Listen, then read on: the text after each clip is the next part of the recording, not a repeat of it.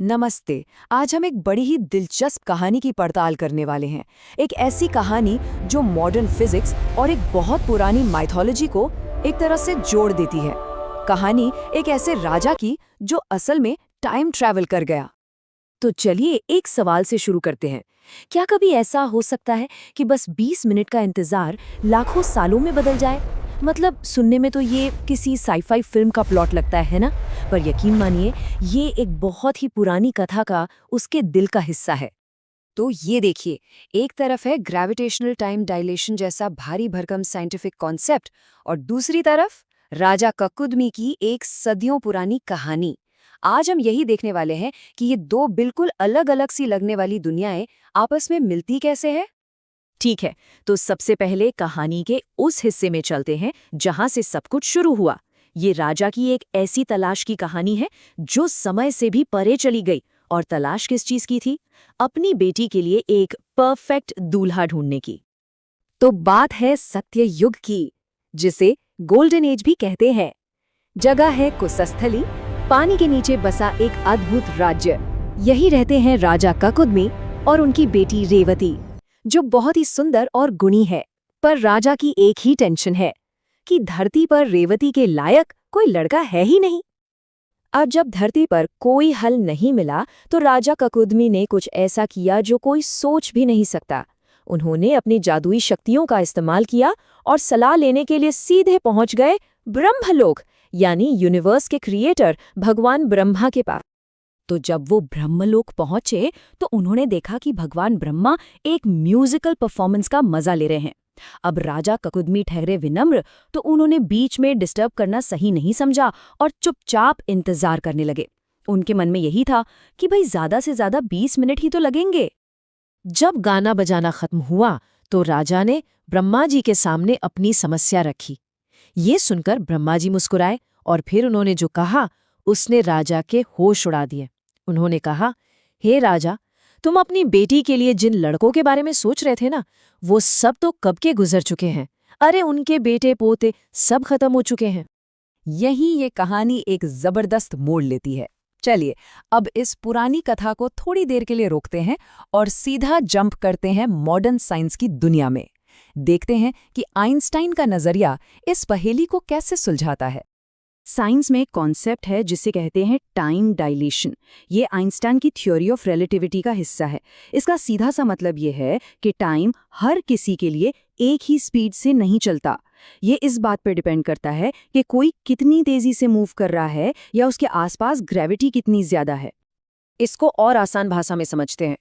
जहां ग्रेविटी ज्यादा मजबूत होती है, जैसे किसी भारी भरकम प्लैनेट पर, वहां टाइम स्लो हो जाता है, धीरे धीरे चलता है। और जहां ग्रेविटी कमजोर होती है, जैसे खुले स्पेस में, वहां टाइम तेजी से भागता है।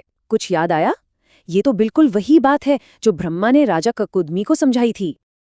और अब हम पहुंचते हैं इस पूरी पड़ताल के सबसे मजेदार हिस्से पर। वो हिस्सा जहां हम राजा ककुदमी के सफर को आइंस्टाइन के फॉर्मूलों से जोड़ेंगे। देखते हैं कि कैसे एक माइथोलॉजी और फिजिक्स एक ही सुर में बात करते हैं। राजा ककुदमी ने जो महसूस किया वो असल में ग्रेविटेशनल टाइम डायलेशन का एक परफेक्ट एग्जाम्पल था, एक कहानी के रूप में। ब्रह्मलोक को आप एक ऐसी जगह मान सकते हैं जहां ग्रेविटी बहुत अलग थी, जिसकी वजह से वहां टाइम धरती के मुकाबले कछुए की चाल से चल रहा था। तो सवाल ये है कि जब ककुदमी ने ब्रह्मलोक में बस 20 मिनट इंतजार किया तो उस दौरान धरती पर कितना टाइम निकल गया? जवाब है पूरे 27 चतुर्युग। अब एक चतुर्युग का मतलब होता है 4 युगों का पूरा एक साइकिल, जो लाखों साल का होता है। मतलब उनके 20 मिनट में यहाँ धरती पर लाखों साल गुजर गए।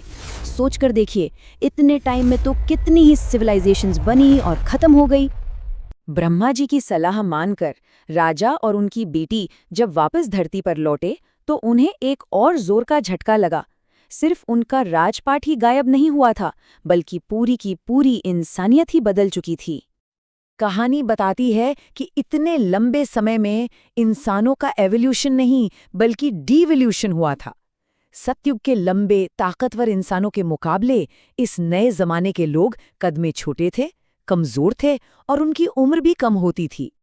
तो अब एक और प्रॉब्लम खड़ी हो गई। रेवती जो गोल्डन एज से आई थीं, वो इस नए जमाने के लोगों के सामने काफी लंबी चौड़ी दिखती थी, यहाँ तक कि उनके होने वाले पति बलराम के सामने भी।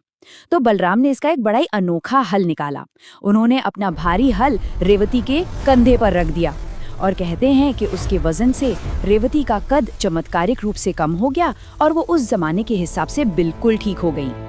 तो चलिए अब एक पल रुककर सोचते हैं इस कहानी और साइंस के बीच इस गहरे कनेक्शन के बारे में। क्या ये सिर्फ एक कहानी है या फिर किसी पुराने कॉस्मिक कोड का इशारा? आइंस्टाइन के आने से हजारों साल पहले इस पुरानी कहानी ने एक ऐसे यूनिवर्स की तस्वीर खींच दी थी जहां टाइम एक सीधी लाइन में नहीं चलता बल्कि बदलता रहता है, रिलेटिव है। ये सोचना ही अपने आप में कमाल है। तो आखिर में सवाल यही बचता है कि ये था क्या?